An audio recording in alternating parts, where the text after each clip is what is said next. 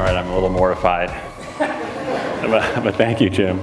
And thanks for convincing us to make Pandora a free service, which was obviously one of the most significant and good decisions we made over many years. So I know we have a lot of entrepreneurs in the audience here tonight, and it sounds like many of them at a very early stage. So I thought I would talk a little bit about the 5 years that Jim didn't talk about, which I hope don't mirror the experience you may be about to have, but in which I think there are some learnings for you. And I would really love to have a conversation. So maybe what I'll do is I'll kind of walk through those first 5 years and how we wound up eventually becoming the company we are now. And if there are things about that are interesting to you, I'm really happy to have a conversation. So don't be shy about asking me questions. So I found the company 11 years ago. And I was, as Jim said, I was a musician before this. And I actually, I think that I was in a rock bands for a long time, and I actually think being in a rock band is great preparation for being an entrepreneur, and eventually even a CEO, which I was actually, I don't know officially or not, but at various times in Pandora, because there are many things about being in a rock band that are the same as being an entrepreneur. You have no money, a very, very uncertain future. It's a creative process, and you're pulling together kind of a group of people and getting them to sort of collectively build sort of one thing, unify around a vision, and you're kind of doing that in a relatively sort of stressful environment. And you also have to sell, because ultimately, you know, bands don't have very many. Can someone turn the projector off? Is that possible? It's just shining right in my eyes. You don't have a lot of sort of easy promotional tools at your disposal, so you really need to learn how to sell.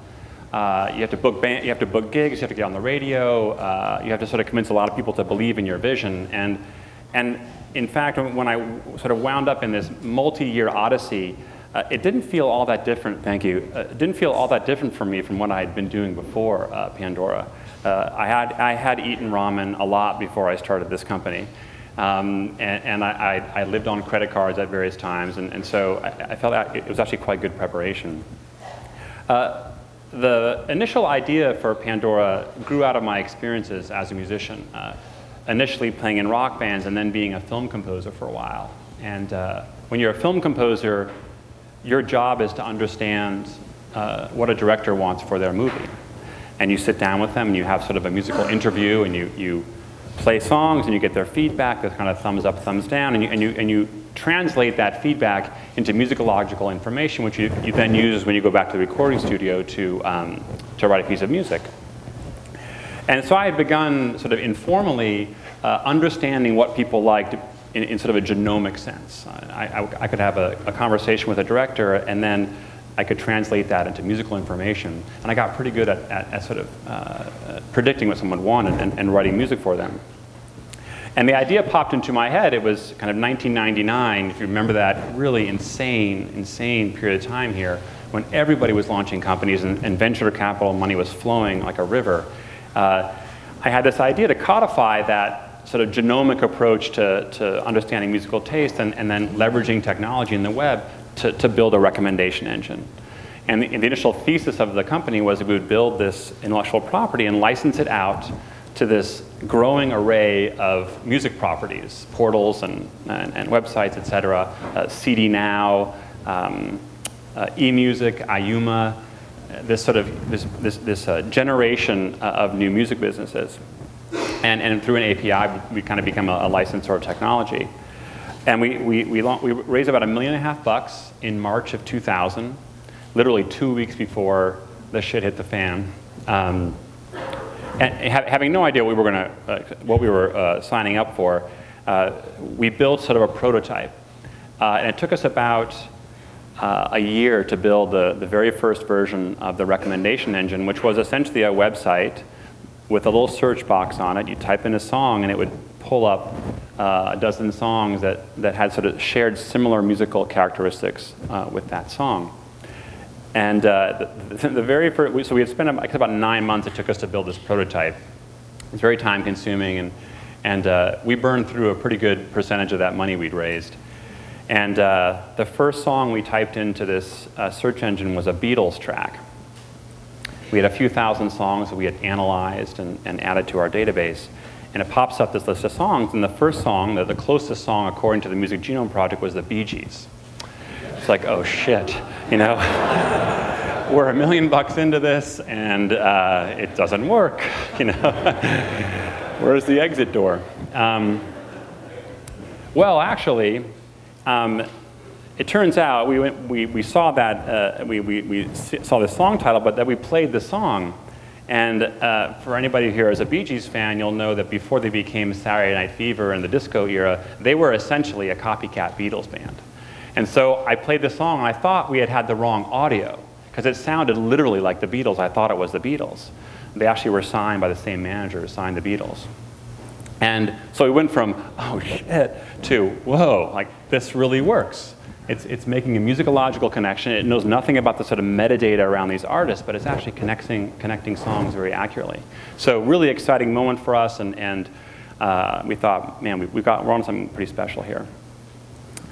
Unfortunately, we were beginning to run out of money at that time. And as you know, 2001, not a great year to be raising money. And we had begun to try, and we're getting the sense that it was going to be tough. And so in order to kind of stretch the finances that we had left, we began asking our employees to work for a smaller and smaller fraction of their salary. Until by the end of '01, everybody was working for nothing. We called that salary deferral. Turns out it's illegal in California to do that. And you can actually go to jail, or at least back then it wasn't clear if we would or not. Fortunately, we couldn't afford an attorney, so we didn't know that we were breaking the law. A good thing, because that would have added an unnecessary additional layer of stress to the experience. But what happened was, late 2001, this group of people, and there were about 50 of them, sort of signed up to work for nothing, and for about 2.5 years, we didn't pay salaries. Every now and then, we could kind of coax a little bridge money out of someone, and we signed some licensing deals that brought some cash into the company, but for all intents and purposes, for about 2.5 years, we didn't pay people. And it was a pretty insane period of time. Wound up surviving. It turns out when you don't pay people, it doesn't cost a lot to run a company. So you can kind of carry on. And we made it through the end of 2003. In very early '04, March '04, about 4 years after we first began, we managed to successfully raise our first large institutional round, which was led by a fellow named Larry Marcus, who's a partner at Walden, BC. And interestingly, the second largest investment in that round came from a fund called Labrador Ventures in Palo Alto.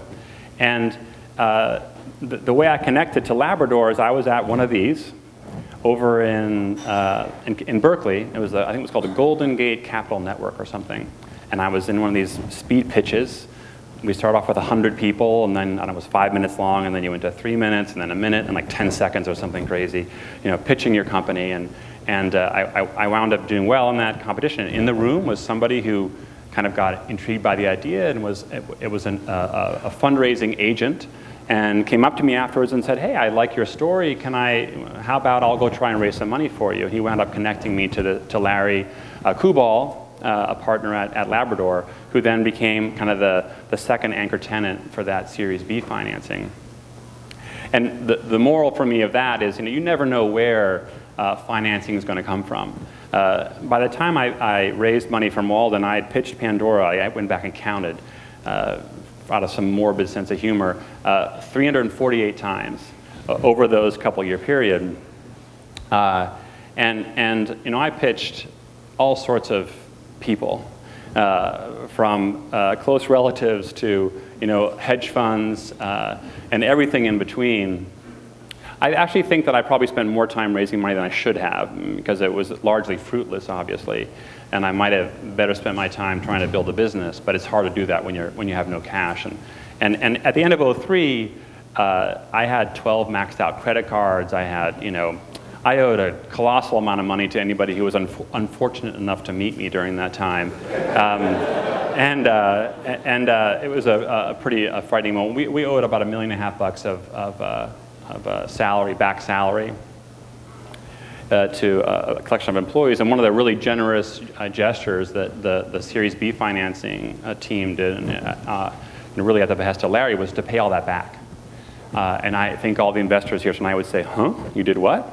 Most money is really used to go forward, but I think it was just a huge vote of confidence and a very grand gesture in the business. And I still remember the all-hands meeting we had.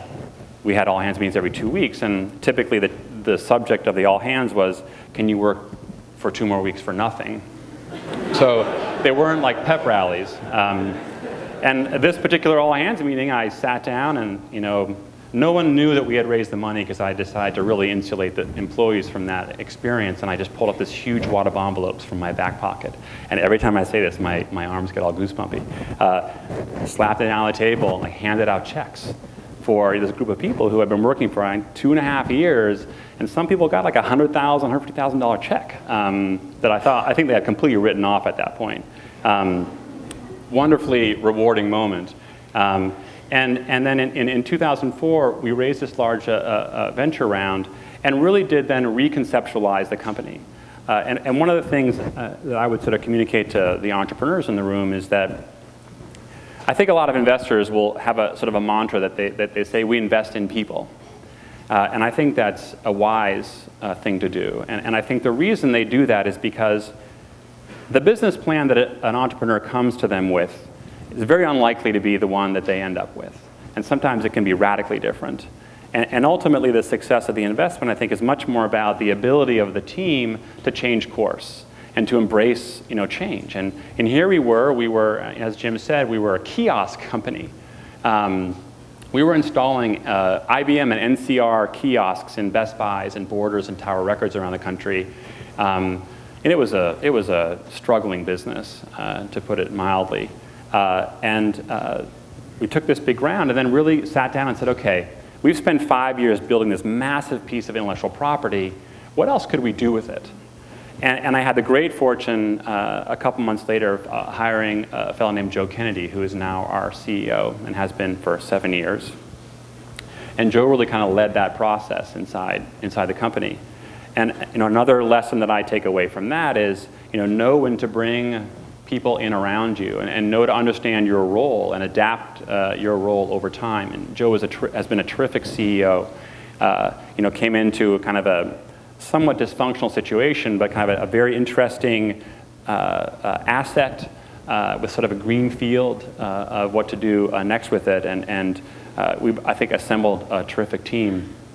It took us about a year to go from there to launching this radio product. As Jim said, we launched in the fall of 2005, initially as a subscription business, and have grown the company significantly.